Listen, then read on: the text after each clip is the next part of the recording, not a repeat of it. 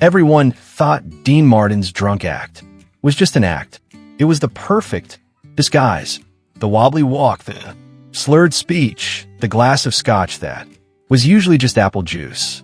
It allowed him to be the court jester, the harmless fool who could say anything and get away with it.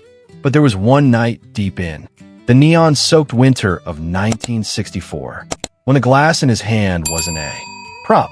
It was a weapon. The Sand Hotel and Casino was the center of the universe. If you were there, you mattered. And on this particular Tuesday night, the air in the Copa room was thick with cigarette smoke, expensive perfume, and the heavy electricity of power. The room was packed with high rollers, mob associates, politicians, and tourists hoping to catch a glimpse of the magic. Dean was on stage, effortless as always. He was midway through that amore, playing with the crowd, pretending to forget the lyrics, making the ladies swoon and the men laugh. The world was right. The world was fun. But in the shadows of the floor, moving between the tables like a ghost, was Elena. Elena wasn't a star. She wasn't a high roller. She was 23 years old, invisible and tired. Her feet were bleeding inside her cheap shoes, but she kept smiling because she had to. Back home, in a cramped apartment on the wrong side of Vegas, her 2-year-old son was sleeping under the watch of a neighbor she could barely afford to pay. Elena needed this job. She needed the tips. She needed to survive. She was assigned to table 4, the whale table. Sitting at table 4 was a man we'll call Mr. Sterling. He was new money, loud, aggressive oil. Money from Texas that thought it could buy class by the barrel. He was surrounded by yes men, men who laugh too hard at his unfunny jokes. Sterling had been drinking since noon, and his mood had shifted from loud to cruel. He had already sent back a steak because it looked at him wrong. He had snapped his fingers at the busboys like they were dogs, and now his eyes were on Elena, not with kindness, but with the predatory look of a man who enjoys breaking things just to see if they make a sound. "Hey, sweetheart," Sterling yelled, his voice cutting through the ambient noise of the room. "My glass is empty. You blind or just stupid?" Elena rushed over, her head bowed. "I'm so sorry, sir. I'll get you another right away. Don't tell me you're sorry." Sterling sneered, grabbing her wrist as she reached for the glass. The table went quiet. "Tell me why I shouldn't have you fired right now." Elena's heart hammered against her ribs. She pulled her hand back gently, trying not to cause a scene. "Sir, please, I'll get your drink." On stage, the music was still playing. The band was swinging. Dean was joking with Ken Lane at the piano. But Dean Martin had a gift that few people knew about. He had the eyes of a hawk. Underneath the heavy eyelids and the relaxed demeanor, he saw everything. He saw the shift in the room's energy. He saw the fear in the girl's shoulders. He kept singing, but his smile didn't reach his eyes anymore. Elena returned with the drink, a double Scotch neat, exactly how Sterling liked it. Her hands were shaking as she leaned in to place it on the white tablecloth. Sterling moved. It was subtle, just a jerk his elbow, but it was intentional. The heavy crystal glass hit the edge of the tray. Crash.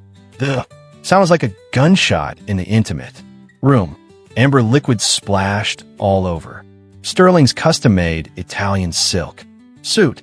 Ice cubes scattered across the floor. The music didn't stop, but the audience did. Heads turned. Sterling stood up, his face turning a violent shade of purple. He didn't just yell, he exploded. "You clumsy little idiot. Do you know how much this suit costs? It costs more than you'll make in a lifetime." Elena was on her knees, instantly, frantically tried to clean the mess with a napkin, tears welling up in her eyes. "I'm sorry. I'm so sorry. Sir, it slipped. It got away from me." Sterling kicked the napkin from her hand. It wasn't a hard kick, but the disrespect was violent. "Manager, where is the manager? I want this incompetent Trash out of here now. The floor. Manager, a nervous man in a tuxedo, came, running.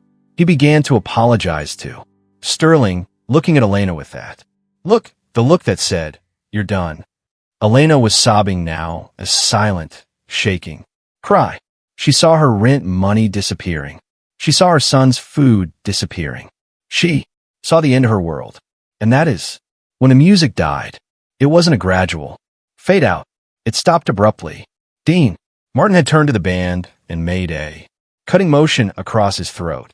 Cut it. The silence that followed was heavy, suffocating. 800 people held their breath. Dean Martin stood at the center of the stage, the cigarette in his hand, burned a long trail of smoke. He wasn't swaying anymore. He wasn't slurring. The Dino character had vanished. In his place stood a man from Steubenville, Ohio, a man who had worked in steel mills, a man who had dealt blackjack in illegal backrooms, a man who knew exactly what it felt like to be small in a room full of giants. He placed his microphone on the piano. Thump. He walked to the edge of the stage. He didn't take the stairs. He hopped down, landing softly on the carpeted floor. He was 6 feet tall, broad-shouldered, and in that moment, he looked 10 feet tall. He walked through the tables. The crowd parted for him like the Red Sea. He didn't look at the fans. He didn't look at the mob bosses in the front row. He walked straight to table 4. Sterling was still fuming, wiping his jacket. But when he saw Dean Martin approaching, he straightened up. He expected a joke. He expected the king of cool to defuse the situation with a laugh. Maybe buy him a drink. Maybe mock the waitress to make the rich guy feel better. That's what entertainers did. They kept the whales happy. Sterling forced a grin.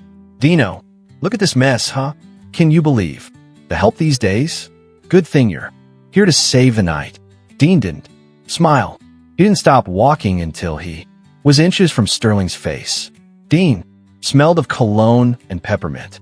He looked down at the waitress, who was still on her knees, trying to pick up the ice cubes. Dean reached down. His hand, manicured and adorned with a pinky ring, was gentle. He took Elena's arm and lifted her up.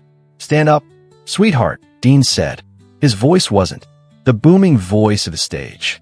It was soft. You don't bow to him. You don't bow to anybody. Elena looked up at him, her mascara running, terrified. Mr. Martin, ISH. Dean hushed her. He took the dirty napkin from her hand and tossed it on the table. Then he turned to Sterling. Sterling's grin faded. Now hold on, Dean. She ruined my suit. I'm a paying customer. I spend $50,000 a weekend in this joint. Dean looked at the suit. Then he looked Sterling in the eye. The air in the room was so tense. You could hear the ice melting. You. No, Dean said, his voice loud enough for the nearby tables to hear, but calm. I've spilled more booze on my tuxedos than you've ever drank. It dries. It cleans. But being a bully, that stain doesn't come out. Sterling bristled. His ego was bruising. Excuse me? Do you know who I am? I could buy and sell this hotel. Dean took a step closer. This was the dangerous Dean. The Dean who knew guys who solved problems in the desert. You could buy the hotel, but you can't buy class. And you certainly can't buy the right to treat a lady like dirt. In my room. Your room? Sterling laughed. Nervously. I pay your salary, singer. That was the mistake. Dean didn't hit him. He didn't need to. He leaned in, closing the distance until their noses almost touched. The entire showroom was leaning forward.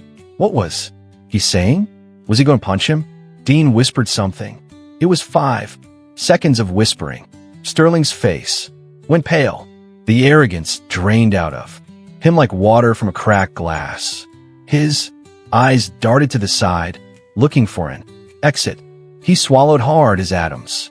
Apple bobbing. Dean pulled back, straightened his tuxedo jacket, and winked at Elena. Get your things, Dean, said to Sterling, his voice returning to normal volume. and get out. You can't. Kick me out, Sterling stammered, but he was already backing away. Dean looked at the floor manager, who was trembling. He's leaving. Check is on the house.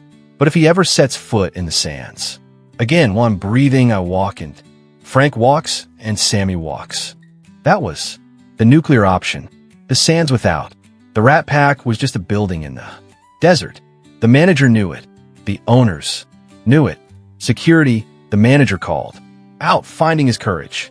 Two large men appeared and escorted a stunned, silent Sterling out of the showroom. The whale had been beached. The room was silent for one more second. Then it didn't just applaud. It erupted. It wasn't the polite applause for a song. It was the roar of respect. But Dean wasn't done. He turned to Elena, who was still shaking, clutching her tray against her chest like a shield. What's your name, honey? Dean asked. Elena, she whispered. Dean reached into his pocket. He didn't pull out a wallet.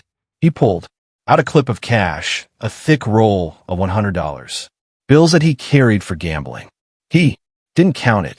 He took the entire roll and pressed it into Elena's hand. Buy a new dress and something nice for your kid.